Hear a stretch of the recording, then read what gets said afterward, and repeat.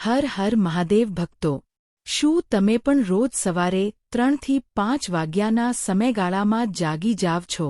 શું એ સમયે પેશાબ કરવા જવું પડે હે? તો ધ્યાન આપો, કારણ કે આ કંઈ સામાન્ય બાબત નથી. આ સમય એવી અનોખી ઘડીઓ હોય હે, જ્યાં બ્રહ્માંડમાં વિશિષ્ટ ઊર્જાઓ સક્રિય હોય હે. પૂજનીય મહાત્માઓએ જણાવેલ રહસ્યો અનુસાર આ સમયે જો ઊંઘ ઉડી જાય તો સમજો કે કોઈ અદૃશ્ય સંકેત તમને આપવામાં આવી રહ્યો હે. શું એ સંકેત ભગવાન તરફથી હે? કોઈ શુભ સમાચારનું સંકેત હે કે કોઈ મુશ્કેલી નજીક હે તેનું ચેતવણીરૂપ સંકેત હે? આ બધું જાણવા માટે આ વિડિયો પૂરો અંત સુધી જોવો. વિડિયો શરૂ કરતા પહેલા ભક્તજનોએ લાઇક કરવો ન ભૂલતા અને કોમેન્ટમાં જય મહાદેવ લખશો. સાથે એ પણ જણાવો કે શું તમારી પણ ઊંઘ આ સમયગાળામાં ઉડી જાય હે? મિત્રો, સવારે 3 થી 5નો સમય સરળ સમય નથી. આ સમયે દૈવી શક્તિઓ, પૂર્વજો અને અન્ય અદૃશ્ય શક્તિઓ સક્રિય હોય હે અને એ આપણા જીવનમાં ચાલી રહેલી ઘટનાઓ માટે સંકેત આપે હે. ક્યારેક આપણે જીવનમાં કંઈક ખોટું કરી રહ્યા હોઈએ ત્યારે દિવ્ય શક્તિઓ આપણને જાગૃત કરવા માટે એવું કરે હે. અને જ્યારે આપણે સારું કામ કરીએ છીએ ત્યારે પણ એ ખુશ થઈને આપણને શુભ સંકેત આપે હે, જેમ કે ઊંઘમાંથી જાગી જવું અથવા અદ્ભુત સપના આવવી. તેથી જો તારી ઊંઘ વારંવાર સવારે 3 થી 5 વાગ્યે ઉડી જાય હે તો એ એક શક્તિભર્યો સંકેત હોઈ શકે હે. અને જો એ જાગ્રત સમય રાત્રે 1 થી 2 વચ્ચે આવે તો વિશેષ સાવચેતી રાખવી જોઈએ. રાત્રે 1 થી 2 વાગ્યા સુધીનો જે સમય હે તે ભૂત પ્રેત પિશાચનો સમય હોય હે. જી હા મિત્રો, આ સમયગાળામાં આપણી પૃથ્વી પર પણ આ બધી નકારાત્મક શક્તિઓ આમ તેમ ફરતી રહે હે. અને જો તમારી પણ ઊંઘ રાત્રે 1 થી 2 વાગ્યાની વચ્ચે ઉડી રહી હે તો તમારા ઘરમાં કોઈ પ્રેતાત્માનો પડછાયો હોઈ શકે હે અથવા કોઈ પ્રેતાત્મા કોઈ ભૂત પ્રેત તમને હેરાન કરી રહ્યા હે અથવા તમારી પાસેથી કંઈક કહેવા માંગે હે. તો એવા સમયે તમારે સાવધાન થઈ જવાનું હે. આવનારા સમયમાં તમારા જીવનમાં કોઈ મોટી આફત આવી શકે હે. તમારા ઘર પરિવારમાં ખૂબ મોટી મુશ્કેલીઓ આવી શકે હે. તમારા ઘરના બાળકો પર ખતરો મંડરાઈ શકે હે. તમારા બધા કામ બગડી શકે હે. જો તમારી ઊંઘ મિત્રો આ સમયગાળામાં ઉડી રહી હે તો તમારે ખૂબ જ બચીને રહેવું પડશે. કેટલાક ખાસ ઉપાયો તમારે કરવા પડશે. આ કોઈ સામાન્ય વાત નથી કે રાત્રે આ સમયગાળામાં ઊંઘ ઉડી રહી હે. મિત્રો, તમારે આ સમયગાળામાં જ્યારે પણ તમારી ઊંઘ ઉડે, જી હા, જ્યારે પણ તમારી ઊંઘ રાત્રે 1 થી 2 વાગ્યાની વચ્ચે ઉડે ત્યારે તમારે હનુમાનજીનું ધ્યાન કરવાનું હે. જી હા મિત્રો, જ્યારે પણ તમારી ઊંઘ આ સમયની વચ્ચે ઉડે તો તમારે હનુમાનજીનું ધ્યાન કરવાનું હે.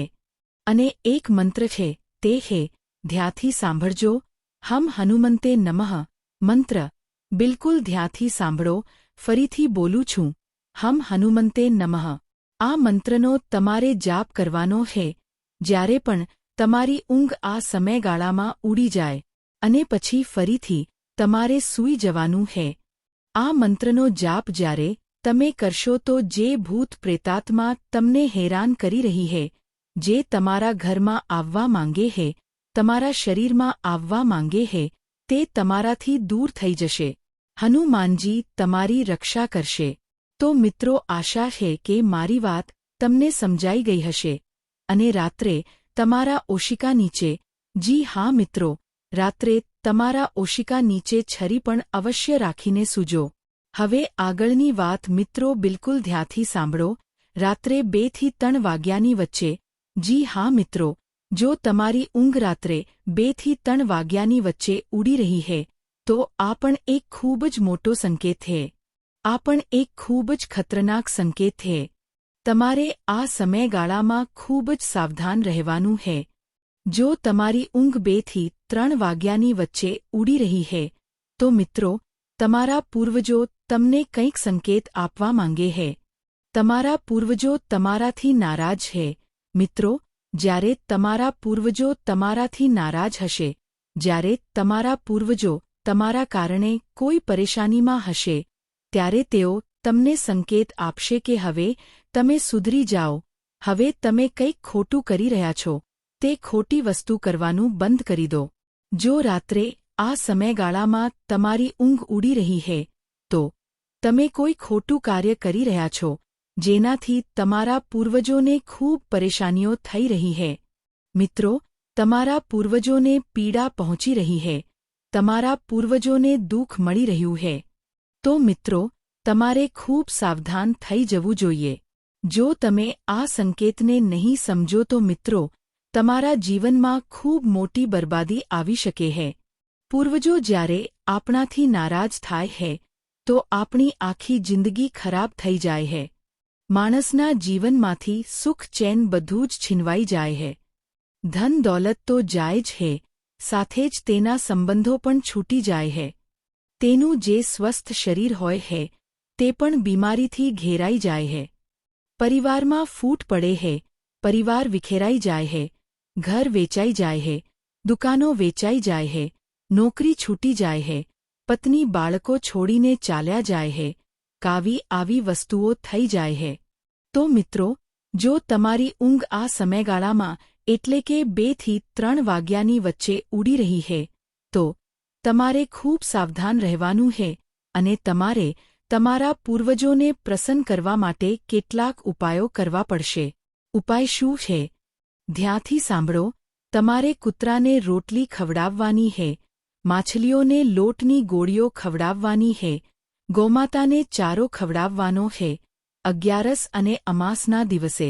જી હા, આ ઉપાય તમે કરવા લાગશો તો તમારું જે રાહુ ભારે છે તે પણ સારો થઈ જશે. સાથે જ જે પૂર્વજોને પીડા પહોંચી રહી છે, કોઈ કારણસર તે પીડા પણ દૂર થશે. તમારા પૂર્વજોની પરેશાનીઓ દૂર થશે. તમારા પૂર્વજોને મુક્તિ મળશે. તમારા પૂર્વજોને પ્રસન્નતા મળશે અને તમારી જિંદગીમાં ફરી બધું સારું થવા લાગશે. તો આ ઉપાય તમારે કરવાનો જ છે. હવે આગળની વાત. જો તમારી ઊંઘ રાત્રે 3 થી 4 વાગ્યાની વચ્ચે ઉડી રહી છે, જી હા, જો તમારી ઊંઘ રાત્રે 3 થી 4 વાગ્યાની વચ્ચે ઉડી રહી છે, તો મિત્રો, તમારે ખૂબ જ સાવધાન રહેવાનું છે. આ સમય મિત્રો ખૂબ જ ખતરનાક સમય હોય છે, જ્યારે આપણા ઘરના કુળદેવી દેવતા આપણાથી નારાજ હોય છે. જ્યારે આપણા ઘરના દેવતાઓ, કુળદેવતા આપણા ઉપર પ્રસન્ન નથી હોતા, ત્યારે તેઓ આ રીતે સંકેત આપે છે. ઘણા લોકોના સર્પ દેવતા પણ હોય છે, નાગ દેવતા પણ હોય છે. જ્યારે આ દેવતાઓ ગુસ્સે થાય છે, ત્યારે જ આ પ્રકારની ઊંઘ ઉડી જવી જેવી ઘટનાઓ થાય છે. ઘણા લોકો એવા હોય છે, જે પોતાના ઘરના કુળદેવી દેવતાઓને યાદ કરતા નથી, તેમની પૂજા નથી કરતા, ત્યારે કુળદેવતાઓ નારાજ થાય છે અને પરેશાનીઓ શરૂ થાય છે. જ્યાં ઘરના કુળદેવી દેવતા નારાજ હોય છે, ત્યાં ઘરનો કોઈ પણ વ્યક્તિ કદી પ્રગતિ નથી કરી શકતો. પરિવારમાં લડાઈ ઝઘડા થાય છે, બાળકોને બીમારીઓ લાગી જાય છે, બાળકોના લગ્ન અટકી જાય છે, સંપત્તિનો નાશ થાય છે. આ બધું ત્યારે થાય છે, જ્યારે કુળદેવી દેવતાઓની કૃપા નથી હોતી. તો મિત્રો, જો રાત્રે 3 થી 4 વાગ્યાની વચ્ચે ઊંઘ ઉડી જાય, તો તમારે તમારા કુળદેવી દેવતાઓની પૂજા શરૂ કરી દેવી જોઈએ. પૂનમના દિવસે પૂજા અર્ચના કરો, ધૂપ લગાવો, તેમનો સ્મરણ કરો અને તેમને પ્રસન્ન કરો. હવે આગળની વાત. સવારના 4 થી 5 વાગ્યાનો સમય પણ ખૂબ જ વિશેષ હોય છે.